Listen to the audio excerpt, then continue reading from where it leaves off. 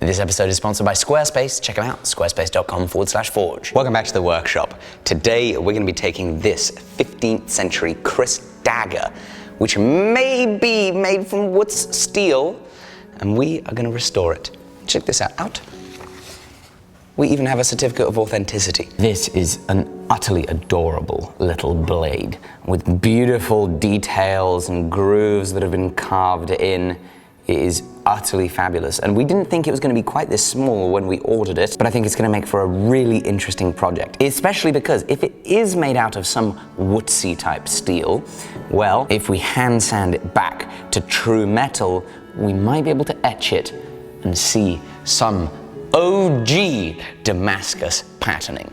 None of this fake stuff that we've been doing in the 21st century. Now, I know this may seem like sacrilege. Hundreds of years of patina, and I'm about to sand it away. Maybe that's an awful thing to do. Maybe it's not. All I know is it's what we're gonna do.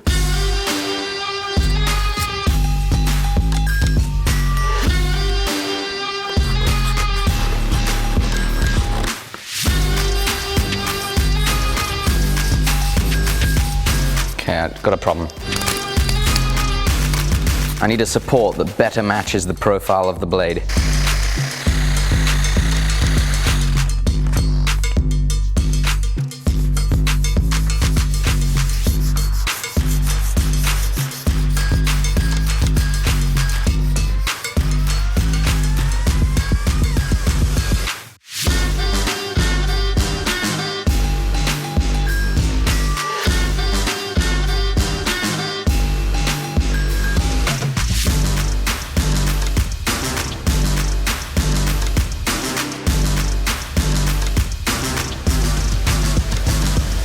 Side 1 has been hand sanded to about 400 grit. I haven't got all the way through the 300 something odd years of pitting because I didn't want to thin this out too much. It's already super thin.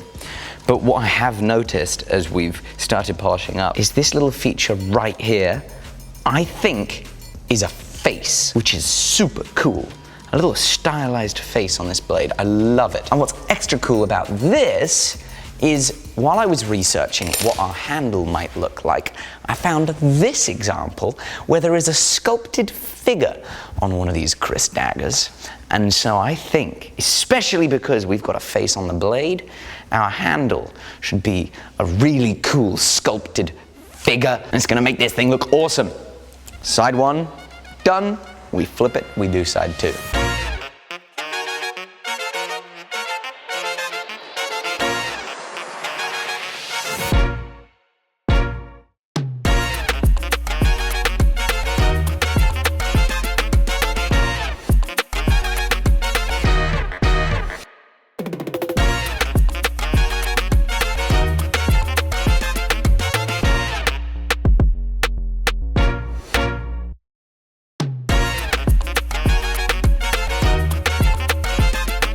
So now we get to plan our handle. We've got a few examples as inspiration. As I said earlier, I'd love there to be some sort of human motif to it. This one I think is super cool. Okie doke. We can see he has a slight bend in his neck away from the point, which aligns up with the angulation that there is on every single example. This right here is the point I'm referring to on the KRIS.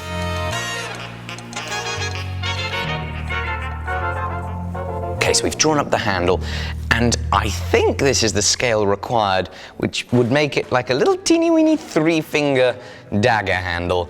It's quite small. I drew up this double scale just so I could get a better idea of what it is that we would be carving. We need to work out, do we actually make it this small or not? There are some where it looks bigger, some where it looks fatter. This one just looks so teeny weeny weeny. So what if this one is just a little bit small and this one's just a little bit big, and we make the piggy in the middle that's just between it, and we call it good. So now, which one do we choose? My vote goes for this one. The curly gidgee. I love a bit gidgee. I bet you do. All right.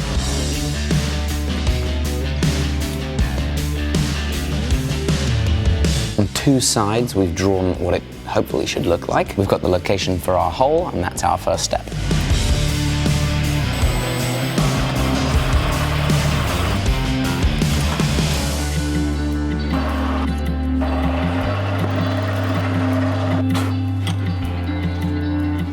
needs a little enlarging.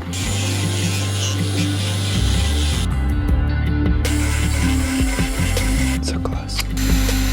We've got the tang fitting nicely. However, I've just realized my lovely pencil marks have now disappeared. So I get to draw it again.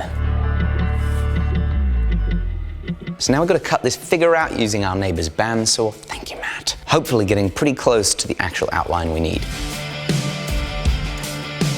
So the challenge we have is trying to cut a three-dimensional shape with one blade. How could I possibly do it? Well, I think I've seen it done like this. You make your cuts from one angle, the pieces fall apart, you glue them back together, you make your cuts from the next angle. I've got sticking supplies, and I hope that I don't mess up this expensive piece of wood.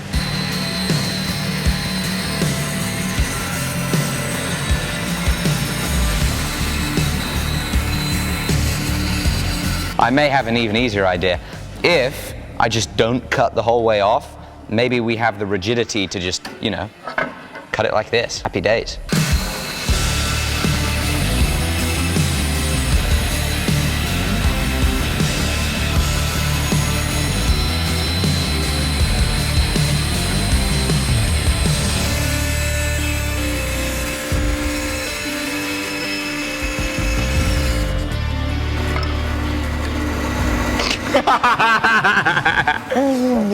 Oh my gosh, that's incredibly anticlimactic. This looks like what comes out of Yogo's behind. This does not look like a beautiful little man. Right, we still have a lot of work to do with the grinder and file. So I know it's not going to transfer the exact right dimensions, but I think we can try peeling off this tape and sticking it onto here to refine it bit by bit. But I'm going to take a pause on the handle so we can get to etching the blade. Now, I'm not sure why, but I have a little inkling of hope that this might be made out of Wootz steel, as I said at the beginning of the video.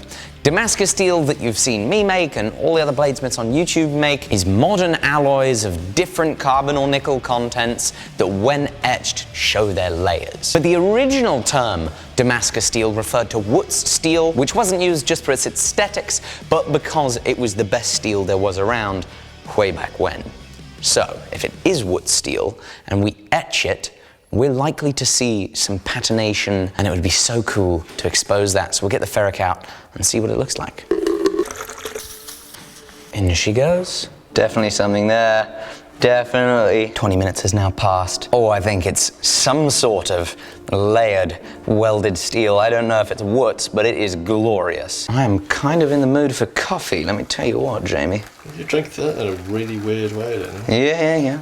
Unique, very British coffee cup. You put the kettle on, lad, I'll have a tray of coffee if you don't mind. A tray of coffee. This is what you get when you go to Paris and you accidentally order 3 coffees. Yeah. So we're out of the coffee, and it's actually looking really quite strange. It's a lot like darker and dirtier looking than it would be after a normal etch. And I feel like this material is almost, I don't think it's the right word, but almost so porous that it just doesn't shine up like a normal bit of Damascus steel would be, because it's so fibrous, there's so many layers in it that it has this kind of dirty effect.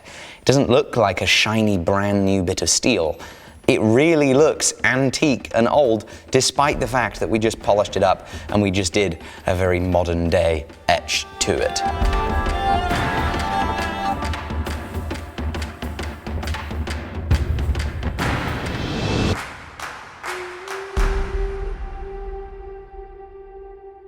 This episode is sponsored by Squarespace. It's a website building platform I've been using for years in the blacksmithing business, and I'm using for my new little side business in dog training too. And whether you need to sell unlimited physical or digital products in your e-commerce store, you want a place to showcase your portfolio of art on the web, you want to take bookings for appointments with Squarespace scheduling, or you want to sell exclusive content using Squarespace member areas, it's an absolute breeze with Squarespace's all-in-one platform. There's no plugins, patches, or upgrades ever. You can buy your domain through Squarespace, run your email marketing campaign, campaigns, and check your analytics on the go using the Squarespace mobile app. Squarespace scheduling has been especially helpful to me in the last little while for dog training lessons, and as I just became a PSA certified decoy, in my lunch break I was able to easily update the website in just 5 minutes. This is the flexibility that Squarespace can provide you and your hobby, business, or passion. So please get started. Try building your website with a free trial of 14 days, and then when you use code FORGE at checkout, you'll get 10% off your purchase. Thank you for watching so much. See you soon. Bye-bye. How's it going, everybody? It's Sam. I just wanted to let you know we still have pants in stock, both in the Bison Brown and the Black Espresso. They're super comfortable, they got a lot of storage, and they're gonna protect you in this work environment against sparks and fires and whatnot. Go to the website and check out the pants. Stay safe. Happy forging.